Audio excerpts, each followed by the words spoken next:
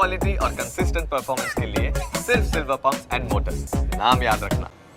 ગાંધીજી ઇંગ્લેન્ડમાં ગોળમેજી પરિષદમાં ભાગ લેવા માટે જઈ રહ્યા હતા. એ સમયે એક પત્રકારે તેમને સવાલ કર્યો. એ પત્રકારે પૂછ્યું હતું કે મિસ્ટર ગાંધી, શું તમને લાગે છે કે રાજાને મળવા માટે તમે યોગ્ય વસ્ત્રો પહેર્યા છે?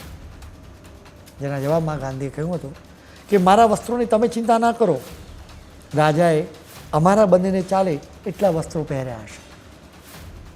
એક વખત એક પત્રકારે ગાંધીને અળવિતરો સવાલ કર્યો.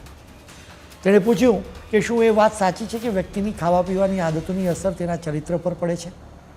ઉદાહરણ તરીકે તમે ફક્ત બકરીનું જ દૂધ પીવો છો, એનાથી તમારા ચરિત્ર પર અથવા તો ચારિત્ર પર તેની અસર થાય છે ખરી? જેના જવાબમાં બાપુએ કહ્યું હતું કે માય ડિયર યંગ મેન, મેં હજી હમણાં જ બકરીનું દૂધ પીધું છે, મને ખંજવાળ પણ આવી રહી છે અને કદાચ માથામાં શિંગડા ઉગી નીકળે એ પહેલાં તમે અહીંથી જતા રહો.